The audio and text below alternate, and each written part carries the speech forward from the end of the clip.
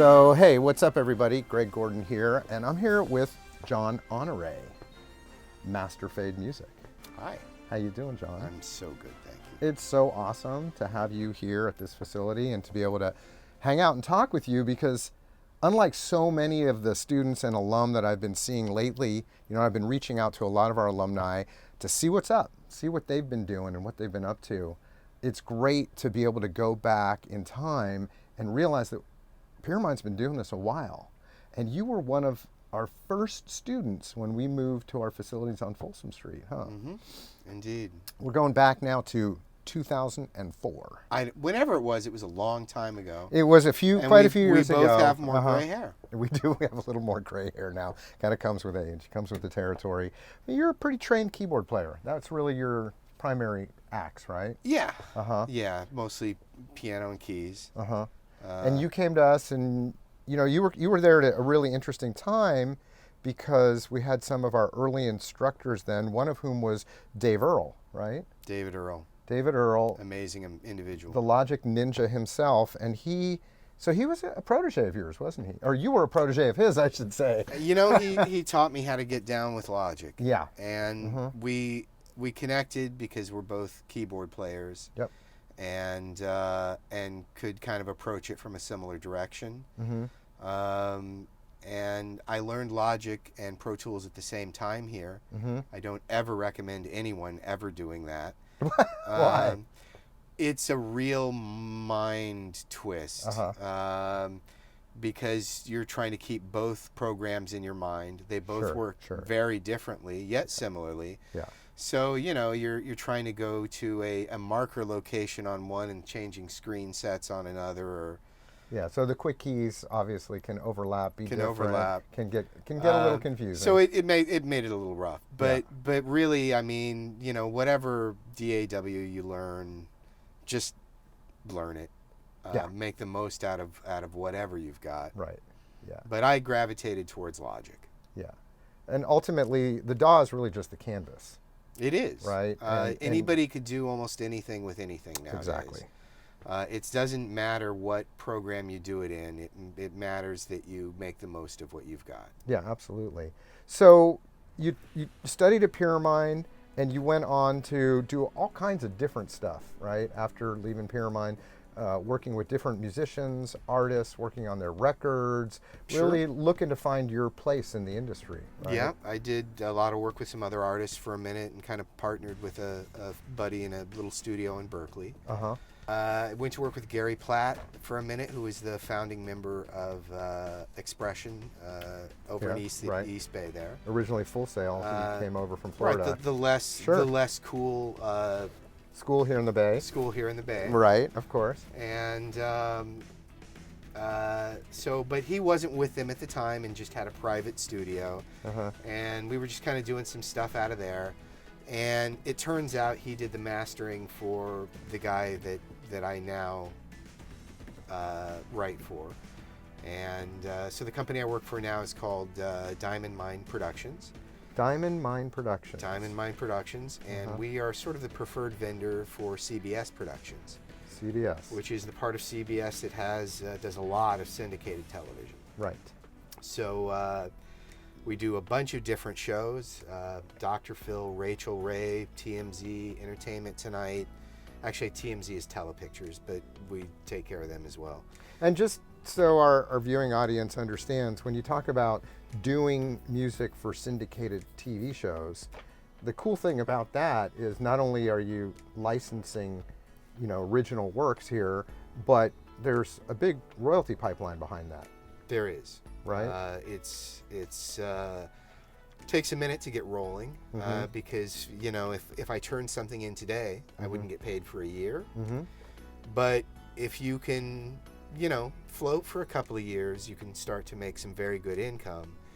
But this is like planting seeds. It right? is. You're in many ways. We're sitting here listening to all these incredible cues that you've written, and you've been writing these cues for how long now? So I'm starting year 5 now, and it's going well. Yeah. There's no guarantee anything will get used. So when you put it out there into the world. You just say goodbye to it and move on to the next thing. The good news is apparently a lot of my music gets used. That's a really good thing. It's a very good You don't thing. necessarily know what show they get used in? No, right? because I'm not, it's not coming through my PRO, through my... It comes through Diamond's PRO. Right. Right. And so, but they do a very thorough quarterly accounting. PRO, Performance Rights Organization. Organization. So BMI, like BMI, ASCAP, right. or in our case CSAC, which is the European PRO. Mm-hmm. And so it goes through that. The folks at Diamond Mine do a very thorough accounting. There's not just myself, but maybe 25 to 30 other composers working. Mm-hmm. So it has to be... For Diamond Mine. For Diamond Mine. So it has to be a very thorough accounting. Yeah. But it gets done, and we're incredibly fortunate and lucky that... I don't want to say employer because we're all independent contractors. Sure. But the provider of the gig is an amazing individual. And the founder of Diamond Mine Productions. Yes. And how often will he send you a request for specific styles of music? So we work basically 9 months out of the year. It's a little bit like a school teacher schedule. We take 2 months off in the summer and a month off in from December to January. It's nice. It's nice. I usually find that That's time what I call to a work. lifestyle, right? I work on other projects. Some of the guys that have been doing this a little longer than I have that are making real good money take some nice vacations. I'm getting there in a minute. You're going to get there. I can see it coming for you. But so we, but 9 months out of the year, for the first 4 years, I was doing 2 cues a week. Now, a cue is a fully produced piece of music in whatever genre. It's absolutely done. It's radio ready, album ready music, but it's only a minute and a half instead of a 3 or 5 minute piece of music. And you're not dealing with vocals? Usually not, although I have. Okay. For certain cases, I'll work with a vocalist, but it's very rare because it's a work for hire for me. And most of it is instrumental. And that's because for television, vocal stuff gets in the way of dialogue. Right, of course. So it's all about supporting the dialogue. And really, yes, I'm a music composer, but what I actually am is a storyteller. What I am is a provider of emotional content. Right. And it can be happy, it can be dancey, or it can be serious and dramatic and pulsating or whatever. But you've got to consider that you're not necessarily writing what makes you happy. You're writing for the emotional content of whatever you're trying to provide. Right. Yeah. So you're providing emotional context, and who's picking the pieces? How do you know where they go, or if you don't know where they go, who's actually controlling that? So the show editors, a lot of the shows we write for, since they're not episodic, scripted shows, most of it it all gets put together essentially by the show editors. So the same people that are cutting the video together, that are, putting the little bumpers going in and out of commercials and things. Those are the guys making the music selections. And so we've gone through, my employers visited the various editors of the shows because everything gets meta tagged and so they can search through a ton of different criteria. Right. And then the system will suggest pieces for them that they could use. And the criteria could be the key it's in, the tempo it's in, or the emotional vibe, or maybe they're looking for an instrument that features guitars. They can even search by instrument. Yeah. So it's pretty insane. Right. The ability to search and the ability to have a high level of detail on the metadata Right. is what makes the difference. Understanding how to format these tracks, because there's definitely an art to this. Oh, there is. There is. You can't necessarily, sometimes you might want to start off an EDM track with a 16 bar build, but they're going to listen to 4 bars of it and go next because they want to get into the meat of the piece. And these guys, there isn't a music supervisor, so they're hustling, trying to cut all this stuff together so they can go home and have dinner with their family. And so The good news is I'm good enough at what I do that the music gets used, most of it. So You wouldn't be doing it this long if it wasn't good and working out for you, right? Because this is your full-time gig, right? this is what I do. This is what you do, and that's amazing that you can do it from here, the Bay Area, working with a big LA company, and sounds like they've got a pretty tight deal with CBS. They do. Right. Nothing. Tell us again some of the shows. Just So, rattle off some of the shows you know you're working with here. Like Dr. Phil, Rachel Ray, The Doctors, Entertainment Tonight, Daily Mail. I know I'm forgetting a bunch. There's a bunch. Yeah. Excuse me. Well, what's important is that there's a bunch, right? Yes. So there's a lot of diversity. So there's variety, Mm-hmm. and it's not like making establishing relationships with music supervisors. Mm-hmm. It's a completely different thing where, thankfully, at least for the time being, this is our gig, and we have a lock on this. This is the outlet for the music. Now, does every piece get chosen? No, but the odds of something getting used in this environment are infinitely higher than just randomly sending things to music supervisors, most of which, honestly, will just send your stuff straight to the trash, no matter how good it is, because it's an industry of relationships. There you have it. It is about relationships. Period. Yeah. And I wouldn't have gotten the gig I have without relationships, without people vouching and saying, listen to this. This guy can do what you want him to do and be good at it. Yeah. And then that person being receptive. Random solicitations are almost never successful. Right. And it seems to me like, can you tell us, first of all, the name of your employer on this? Sure. His name is Michael Ejitsi. Michael Ejitsi sounds like a fascinating guy. He obviously a huge talent in his own right. He's someone that very few people have heard of. I may get a phone call for even mentioning him, only because he's a very private person. And of course, we want to minimize those random solicitations. Of course. But it seems to me like not only is he an amazing talent and has created an incredible business that you're clearly a part of, yes, a big part of. But it sounds to me like, based on some of the other conversations we were having earlier, he's also been a bit of a mentor to you. Absolutely. Yeah.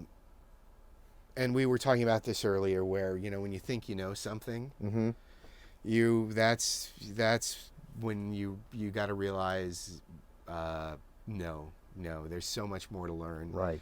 And he spent years retraining my ear. I thought I knew how to do a mix. Because, no one's ever really complained about the writing stuff. Except back in the day, being a child of the 80s. Things sounded 80s. Right. You definitely had. I remember that clearly when you were at Pyramind. You had just a grip on the sound of the 80s. And everything you produced had that. I didn't know how to think differently. Yeah. I had to train myself how to think differently. I had to study other producers. Yeah. Because none of the music I do is 80s. It's all, right now, or it's orchestral stuff. And I'm trying to vibe John Williams or Zed or somebody. Would you say the majority is treated as bed or background music? Or do you see the majority is, and so what we do, instead of turning in stems, as you might do for film or an episodic show, we do what are called bed mixes. So I'll have the full piece, and then I might mute the melody bit, and do a second pass without that, and then maybe mute a couple of the other keyboard parts, and just kind of keep the groove, and do that all the way down to just the bass and drums, to just the drums. Then we do a version without drums, and then I do a kit mix that has maybe my kick drum and a few different items in case they want to edit something in. And then we do an instrument list, and then I do promo cuts. So what do you mean by an instrument list? Literally a PDF that just says, this is what I've got on here. EDM drums, kick, snare, blah, blah, blah. That way when he's doing the metadata tagging for instruments, it goes way faster.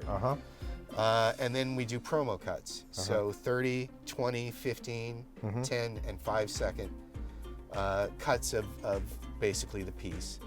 I also noticed you've got alternate endings on all of these, right? Sure. We do a hard ending at the end of the piece, and then a couple seconds later of silence, and then we do a sustained ending. So again, whoever's editing the piece of music into the TV show, if they need a ba at the end instead of a bum, they can just slide that onto the last beat, and so it's done. really designed for the editor to be able to cut those right onto the beat and make it as easy as possible for them. You'll notice actually, and they can't see it on the camera, but every name of the cue actually has the tempo built into it. Oh yeah. Well, at this point, you seem to have a kind of a formula going for yourself around this stuff, yeah? I mean, you're using Logic as your DAW, right? Tell us a little bit more about that. And the rest of your setup, really, because I know so much of this. You're doing this all in the box, right? It's all in the box. Working right out of your house. I'm working out of a little apartment in a little living room. I don't do a bedroom thing because I want light and I need room for the waves to expand. So I'm in the living room. Yeah. I've turned that into an office. There's basically an 88 key keyboard that I sit in front of, and my little 50-inch screen TV, basically, a pair of Rocket 5 monitors and a sub. I've got a UA Apollo Quad interface. Yep. And that's really about it. All of the money is in the Mac Pro. Having massive amounts of RAM is the key to using a lot of these sample libraries and virtual instruments. Can you share with us just a couple of your top sample libraries? Well, I recently got and loved the Spitfire BBC Orchestra. Oh, phenomenal. Yeah. But, my template opens up at over 30 gigabytes. So you got to have RAM. But I'm using a 2014 Mac Pro and a bunch of hard drives and great sample libraries. There's Contact, there's stuff I've culled from all over the place. So you've been doing this for a while, John. Yes, sir. And we get these questions all the time with new student applicants coming to look to get into the industry, to come to Pyramind and help align themselves. What would you say to any incoming students that want to get into the industry today and are uncertain of not only their expectation, but what should they do? What do you think? If you want to get into this for the money, stop, turn around, go home. If you want to get into this because it's your passion, right, then you're in the right place. Pyramind is great because you can get the solid basics. You can learn your tools. Everything from the DAW itself to theory, to mixing, to mastering. And even then, when you come out of the program, you're still going to have so much to learn. Oh yeah, it's a big industry. It's a phenomenal foundation. And I would not be doing what I'm doing without it. It's all about community. It and is who you know. Well, and that's another beautiful thing that this provides is the community. As a composer, which is kind of what I consider myself more than like a music producer that works with other artists often. It's extremely solitary. So having a network that you can bounce ideas off of and collaborate with and grow with over the years, even outside of Pyramind, that you maintain those contacts, it's incredibly invaluable. Because again, this is a business based on relationships. It sure is. So I'm just so excited for you. I think this is like the perfect fit for the diverse composing skills that you have, and then the ability to be plugged into all these TV shows, to have your music placed and generate a royalty stream that will live and grow with you over the years, right? Absolutely. And I love the variety too. So rather than just writing for a thing and kind of being stuck with the sound of that thing. So for instance, Raman that did Game of Thrones and Westworld, for each project there's a sound palette. But with doing what I'm doing, I'm not limited to a single palette and tone, so it's fun. I get lots of variety. Scoring to picture and logic is really easy. So that was fun. It's easy when you know what you're doing. It's not that hard. It's not that hard. It's not that hard. And again, that's what Pyramind is for. It's only not that hard because you know what you're doing, John. It's only not that hard because I went to Pyramind. Ah, all right. I mean, dude, if I had to figure this out for myself, I'd still be playing the piano. Yeah. So awesome having you roll through, John. It's My great pleasure. to see you. It's great to see you doing so well. And obviously, we're going to be staying in touch because we got other cool things coming down the pipe with John here. So stay tuned. And that's so nice. We both wore black. Really great. You got the memo? I'm so glad I got the memo, man. Thanks. Thank you. Of course. Want to combine your passion for film and gaming with your love of music production? Then click the link and check out our Sound for Pictures and Games program at pyramind.com.